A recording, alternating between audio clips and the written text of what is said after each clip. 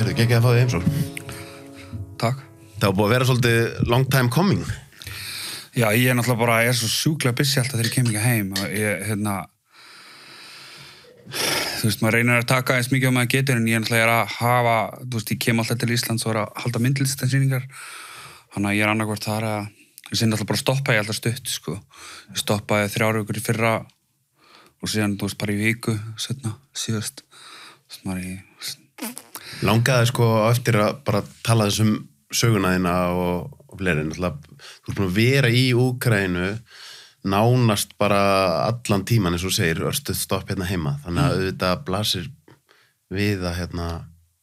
tala það, hvernig bara ef við byrjum á því, sko, hvernig ég man bara að því að ég er búin að þekka því svolítið tíma þegar að stríðið byrjar og ég sé að þú ætla bara að vera áfram. Hvernig var að taka þá ákvörðun? Sko, þegar að stríðið byrjar, þú veist, að því að ég er náttúrulega, komum að segja, ég er í hópa blaðamönnum hana úti og þekki orðið svona, þú veist, fólk sem er mjög góð tengsl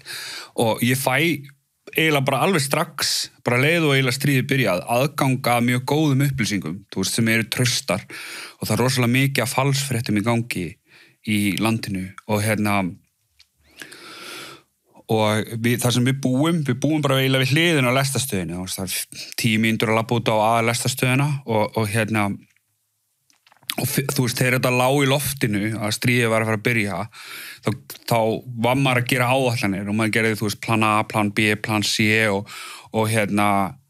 þú veist, við vorum búin að pakka öllum pappírum sem við þurftum og þú veist, vistum og við vorum alveg tilbúin undir að fara ef við þurftum að fara en bara í byrjun stríðsins bara í rauninni fyrir innrásina þú veist, þá tókum við ákvörðun og þetta er eiginlega besta ákvörðun sem við höfum tekið var það að taka engar ákvarðanir í panik skilu, og við ætlum bara ekki að taka neinar ákvarðanir í panik og vera bara með haldbarar upplýsingar og það er bara regla nummer 1 að gera ekki neitt þannig og síðan, þú veist voru við með nokkra raðrar, þú veist, með til dæmis það að ef annað okkar, mjög konu mín, vildi fara og sagði bara, hei, ég er hræddur eða hrædd, skilu, ég vil fara þá var það bara enda punkturinn, skilu, þá bara er farið þú veist, og og þá myndum við bara koma okkur út úr landinu og þannig á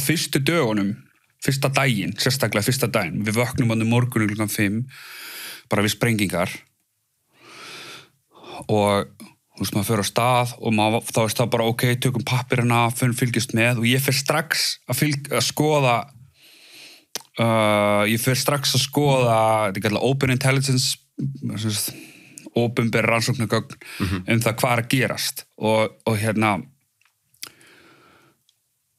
og við sjáum að, þú veist, þeir eru á leiðinni inn, þeir eru komnir yfir landamærin og þá meina ég sko í rauninni þeir voru komnir yfir landamærin fyrir, voru komnir inn í Donbass en þeir voru á leiðinni inn, þú voru komnir inn inn í gegnu frá Hvíta-Rússlandi voru á leiðinni niður eftir og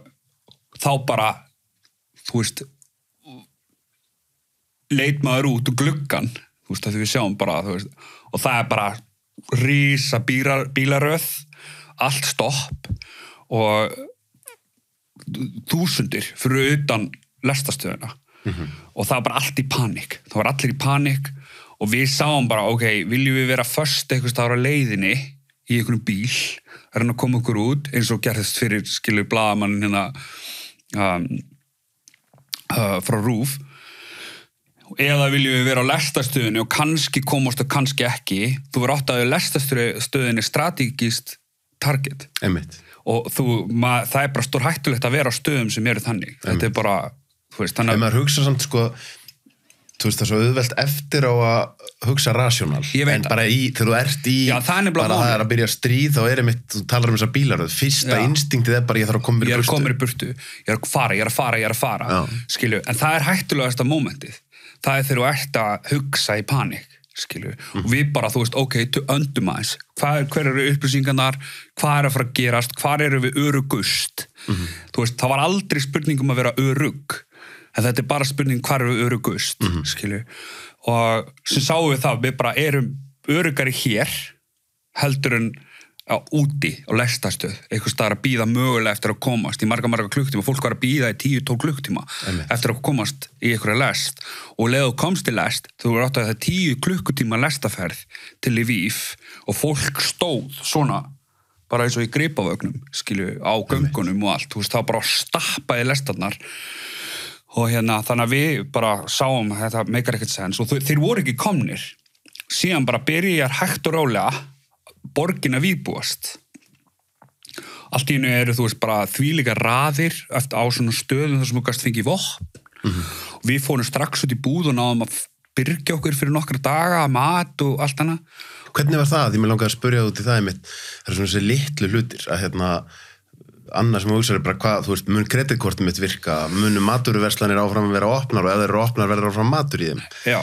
Hvernig var það í blá byrjuninni? Það var, rosa, þú veist, það virkaði allt ennþá, skilju. Ég meina, það slöknar ekkert á kortaþjónustunni þegar rússar fara yfir landamærin, skilju, þú veist, það bara mikil ekki sens. Þannig þeir gerði það, þú veist, það var hægt að fara til búið, það var náttúrulega panikbæing í gangi og þú veist, allt svona þurrmatur, hann kláraðist bara nána strax, en við vorum búin að kaupa hrísgrjón, við vorum búin að kaupa, þú veist, pasta og eitthvað svona dót og þú veist, síðan fórum við bara heim og fylgdust með, maður bara lá í síman og ég var bara með síman í hleðslu og síðan alltaf bara byrjaði síminn hjá mér af því fólk fattaði ég er náttúrulega eini Íslendingurinn eða þú veist, er eini blaðamaðurinn hann úti, þú veist, fólk þekki mig oft inn í blaðamennsku og þannig að, þú veist, það byrjaði bara síminn hjá mér og þá var ég alltaf bara orðin, þú veist, fréttamaður Íslands í Úkraínu, skilju, og það, þú veist, ég var að reyna, þú veist, ég bara hafði, þú veist, þetta var svo mikið pressur hann á fyrstu sólarhringina og síðan bara sá maður, þú veist, aðalega það að þegar borgin byrjaði að vígbúast og þá maður, þú veist, þegar þú sérði allt í einu, skilju, það er checkpoint á hverju einasta horni, það eru hermenn út allt, þú veist, það eru mörg leigjar, þú veist, þetta gerist ekkert strax, þeir taka ekkert yfir borgina strax, en ég held að sko, eftir að hafa unnið í stríðinu núna, þá var það smá næf hugsun, þú veist, að því að maður býst ekki við því að þeir munu ráðast svona almenna borgara eins og þeir gerðu setna í stríðinu, að þeir myndu hafa eitthvað decency, en það var ekki þannig. En var þetta ekki mikið kaos? Jú, á lestastöðinni. Skilju, og þar sem að, þú veist, það var rosa mikið af falsfréttum og rugli að koma inn og það er alveg þvílíkt challenge að finna balans á því hvað er rétt og hvað er ekki rétt og þá fullt af hlutur sem ég trúði fyrst sem að ég kom síðan fljótt að var ekki rétt þannig að í rauninni ég ítti bara kaosun svolítið til hliðar og eitt af því líka var að þú veist, það var allir mjög mikið að fólk var að gefa mér ráð hvað ég ætti að gera Já, svona unsolicited advice sem var mér langað að skjóta sem maður skilju en þú veist, það er bara, ég menn fólk er að reyna að hjálpa en þú veist, það var mjög pirrandi en það var einmitt eina öðrum ákvörðunum sem við tókum var að ákvarðanir sem að við tökum, það er engin rétt að röng ákvörðun, það er bara ákvörðunin skilju, sem er alltaf að breyta til en það er okkar ákvörðun og þá er það bara komið, skilju. Það þýðir ekkert að vera í einhverjum vafa, við tökum bara bestu ákvörðunum sem við gerum á þeim tímapunkti sem við getum, þú veist, það var bara þannig. Því, þú veist, og við vorum óslega rational hann í byrjun og það ég held að bjarga okkur svakalega. Þú veist, bara geðhulsunni og náttúrulega ég, þú veist, mjög vel giftur og konu mín er mjög vel saman og og þú veist, þetta bara einhvern veginn gekk mjög vel og eins og segja, á fyrstu dagana var þetta þannig að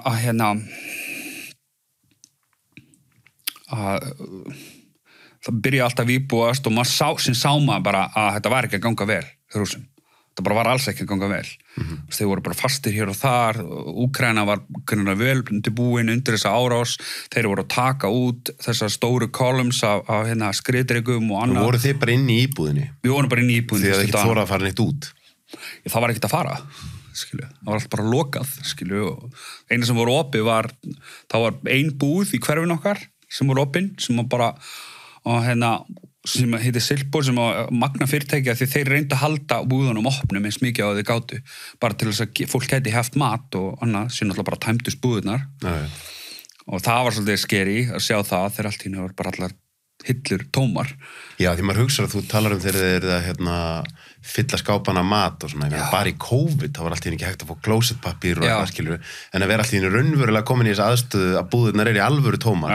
Fer maður þá ekki að hugsa bara, herðu, þú veist, hvað ég að fara að lifa lengi af með matnum inn í skápunum og... Jú, en þú veist, við gerðum það, skilur, og vorum að pæli hvað lifi ég lengi á og við vorum alveg með viku byrðir, síðan bara fóru þær að fyllast aftur. Og síðan fóruðu bara, þú veist, eins og þú veist, það var svo magnað að þeir voru að gefa alltaf mat líka. Þú veist, þeir fylgt bara, herru, fengu þetta bara gefins fyrir okkur bændum hérna og allt í einu bara, þú veist, 1000 kálbögglar, skilur, sem voru bara, þú veist, fríir, skilur, bara því að, þú veist, það var bara í boði og hérna, maður sá bara sameiningin var svo kekkið og, jú, maður fór alveg að hugsa þetta og hitt, en þú veist, það er mitt, þú getur hugsað svona, en þegar þú fer að hugsa lógískt, þú veist, þetta í alvörun að fara að vera, þú veist, hvað að fara að gerast? Skilur, hvað mögulega að fara að gerast? Við erum með mat. Við erum með þetta allt saman. Og það að flýja var bara ennþá mikið hættulegra. Eða, þú veist... Var eitthvað augnablíkana í byrjun þar sem að þið upplifðuð ykkur, sko, ógnað í hverfinu sem þið búið í? Já, eða þú veist... Það voru nokkur augnablik hana fyrstu dagana þegar ég heyrði bara, þú veist, þá voru þú heyrði náttúrulega sprengjur endalaust, þú veist, en í fjarlægð en síðan voru nokkur augnablik sem maður heyrði, þú veist, bara þú veist, þegar út farin að heyra þessi hljóð þá veist að bardaginn nálægt, því þá voru bara hermenn og hermenn, skilju. Sem eitthvað sem að flestir, sko, við þekkjum út úr bíómyndum, hvernig að upplifa þetta raunverulega? Fyrstu dagana var ég bara heima, skilju, og heyrði þetta bara, skilju, og það er náttúrulega eitt, og maður náttúrulega þá pínu skeri, en ég vissi eins og segja, hafði mjög góðan aðgang og upplýsingum, ég vissi hvar vartindar voru, og þær voru bara frekar langt í burtu. Og til þess að ég myndi komast að það sem að við vorum, og það sem að bardaginn var, það myndi taka mikinn tíma, og við myndum alveg fá allan að nógu mikinn fyrirvara til þess að geta fara út að lestast og að tekið lest. Síðan fyrir þetta minnka, þú veist, ágengi á lestarnar fara að vera fyrst þá fólk að kaupa miða og eitthvað svona dót, sem að það tekið bara alveg í burtu, þau voru bara að senda lesta til Lviv og Miljón og bara þeir sem vilja koma með, þeir getur komið með sem var þó að fólk var að fara síðan þaðan í gegnum Pólland já, eða vera eftir í Lviv og hérna já, og það veist og þá sá maður, skilju, og einu sem ég þarf að gera er bara að lesta hálftíma fresti eða klukktíma fresti, skilju og það er ekki að fara að taka meir en hálftíma eða minna en hálftíma fyrir þetta að gerast og þetta er allt saman bara einhvern veginn svona reikningsdæmi sem ég er að gera endalaust, sérstaklega þarna fyrstu vikurnar 2. Þannig að þú talar sko í byrjun hafið þið hort á þessa bíla lestir og síðan einmitt lestarstöðina sem strategist target þá meika mikinn sens að vera eftir en síðan þegar að bílalestirnar eru byrjaðar að fara og það er kannski orðið auðveldra að taka lestir voruð þið þá ekki að hugsa, herðu, drífum okkur bara í burtu? Því þá sá maður að þetta var orðið stopp aðgangur, þegar var búið að stöðva lestina skilu, þá bara komið framlína sem að var ekkert að færast var ekkert að koma lengra nær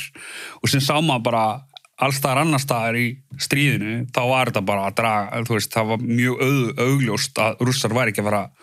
ná að gera það sem þeir ætlaði að gera skilji, þeir ætlaði bara að koma inn til Kív og 3 dögum og taka yfir landið, það var þeirra plan og síðan var það bara, svo áallin alls ekki að gerast og þeir voru bara Úkraína hér var bara að taka á það í nefið pretty much, sko og hérna þannig að það, það var það sem við sáum þú séð sko, síðan náttúrulega eru hérna 2 mánuði eru í apríl það er svona 2 mánuði sem að þú veist, það er bara í gangi, þú veist, það er bara að vera að berja á tilbaka og allt það og síðan í apríl þá er þeim ítt út úr norðurinu og þá er henni opnast allt þú veist, þá sérðu hvað skildu eftir sig og þá sér maður hörmungunar í Bucha og Irpin og allir þeim stöðum og hérna þá var maður alveg, ok, þeir eru svona, skilju þá náttúrulega kom svolítið svona augur yfir mann, þú veist, maður hélt þetta yrði bara hertaka einmitt. Skilju, og vera í hertöku, ok, þá erum við bara í hertöku. En að því maður hugsar sko ég kom einu sinni til Úkraínu, til Odessa, þetta er svo stórt land að við erum eitthvað hérna lesa ykkur fréttir og Úkraínu, en svo þú veist að vera, ef þú ert á staðnum að þá eru átökin kannski mitt á ákveðnum svæðum. hvernig bara, að því þú erum að tala þessa fyrstu viku kannski, með daglegt líf, að því nú þetta búið, þú veist, þetta svo langu tími. Hvenær var einhver punktur þar sem að þið upplifðir eins og daglegt líf væri að byrja að verða svona aðeins eðlilegt aftur? Já, það var eiginlega bara, þú veist, það varð alltaf betra og betra og rosa hægt að gerast. Ég náttúrulega með stúdíó í Úkraínu og það var lokað, þú veist, það var ekkert hægt að komast inn í það og beint fyrir utan stúdíóið mitt, það var risastór svona checkpoint. Og eitt stærsti checkpointin í Kyiv, því þessi gata hún fer niður þar sem forsetahöllin eða þú veist, bústaðurinn og miðborgin sjálf og þú veist, þeir lokuðu öllum þeim götum og beint fyrir utan var eitt stærsti checkpointin og okkur langaði svo að geta farið að vinna aftur sem var okkur hleypt inn í stúdíóið með einhverjum skilyrðum og við máttum ekki fara upp á 3. hæð af því þar voru snæperar þannig að mjög grilla þannig að þú veist, það var rosa þú veist, magnað einhvern veginn en þú veist, þú ert að labba borgina og hún bara draugaborg, þú veist, það bara risastóra götur sem þú ert vanur að séu þú veist, sem getur ekkert labbað yfir því það er bara svo mikil umferð, allt í einu bara þannig þú veist, það er bara einn og einn bíll kannski sem að keyrir á þeim og það er mjög skrítið þannig fyrstu vikurnar og sem voru okkur hleypt inn í stúdíó og þá byrjaði að vinna þar og það var alltaf svona step by step og síðan þegar að Rússum ýtt úr norðrinu úr þar sem að við búum þá byrjaði náttúrulega eftir Irpin og Bútsja og þær hörmunga hann var búin að jafna sig aðeins að þeim og sem byrjaði sumarið í fyrra og þá var borgin svolítið að vakna og viðskipti byrjuðu aftur og þú veist, þú gast fara á kaffihús og þú gast það allan tíman, það var mjög magnað, mjög mikið til og Bara fara á kaffihús? Já. Já, það? Já, þú veist, ekki öll, en það voru sumir sem þau opnuðu mjög fljótt og það var alveg magnað, mjög magnað. Úkraínur menn eru mjög resourceful, það er alveg og mjög mikið af þeim sko, til dæmis vinkona okkar Olja Babinso og hún var með kaffihús bara beint fyrir aftan þessum búum, stórt og flott kaffihús og síðan náttúrulega bara kom stríðið, þá bara breyttum því í eldhús fyrir herinn og þú veist það bara fólk að koma sjálfboðaliðar, þannig Úkraína þú veist þið bara þetta allt ekki á okkur svona sjálfboða vilja og þú veist og þeir basically breyttu bara kaffihúsin í eldhús til þess að framlega mat fyrir herinn sem bara fólk að koma og literally fór bara út í búð fyllti innkaupabóta mat búð sem þú þurftir að bíða kannski klukkutími röð eftir að komast inn í til að fylla matabóka, til að koma með þetta í eldhús til þess að gefa hernum að borða. Hvernig þetta því að stríði laða fram það versta í fólki en það laða líka kannski fram það besta? Algjörlega. Það er bara þetta ekki dálítið magnað að upplifa það að þú veist, þú talar um samheldnina og það sé eitthvað svona mannsanda spirit sem að þegar fólk fer í svona aðstæður að þá unlockar það eitthvað sem að myndi ekki gerast ef að lífið er bara alltaf venjulegt og allt er örugt og Þú dílar við þjóð sem í existential crisis þú veist, þetta er fólk, þú veist, existential því bara tilveru réttur, skilur, þetta er bara tilvera þeirra undir það er magnað, skilju, þegar að vera að ráðast á þig, þú veist það er alveg ótrúlegt og þegar að þú byrjar að þú veist, auðvitað, ef þetta myndi gerast á Íslandingar myndu gera það nákvæmlega sama skilju, við myndum leggjast öll á eitt og reyna að berjast við Rússa, þegar þú veist þótt að við erum ekki með einn her og allt þetta myndu samt gera þetta er bara tilveran okkar er undir það er bara nákvæmlega sem gerðist þarna og þú veist þetta ljóta sem ég að sjá er Rússar og það sem Rússar að gera en það fallega sem ég að sjá er Úkraína og það, þú veist, ég verð alltaf meira og meira ástfangin að þessari þjóð bara fyrir þetta, úr rasemina og þú veist, hvað eru það magna að baráttu andinn er góður, þú veist þeir eru hlæjandi og brosandi í allan tíman skilju, og þetta sé svakaleg sorg svakalegt sár, þá einhvern veginn halda þið bara áfram, keyra þetta áfram og það er alveg magnað sko. En þegar þú talar um Rússa og þá hugsa maður samt, þú veist, eitt er rússneski herinn og rússnesk yfirvöld en ef maður hugsa þú veist, í grunninn er þetta náttúrulega, þú veist, Rússland og Úkraína hlið við hlið, þú veist, í grunninn er þetta líkt fólk sem að ájafnvel sömu forfeður að einhverju leiti og... Ég veit ekki, þetta er, þú veist ég var rosa mikið á þessu, þú veist, ekki Rússar, heldur rússneski herinn, stjórnvöld og allt þetta það argument virkaði fyrir mig í fyrstu 2 mánuðina skilju, en núna það virðist vera engin mótspyrna, það flest Þessi þáttur er áskriftaþáttur. Inni á sölvitryggva.is fá áskrifundur aðgengi að öllum útgefnum þáttum, aukaefni og nýjum þætti í hverri viku.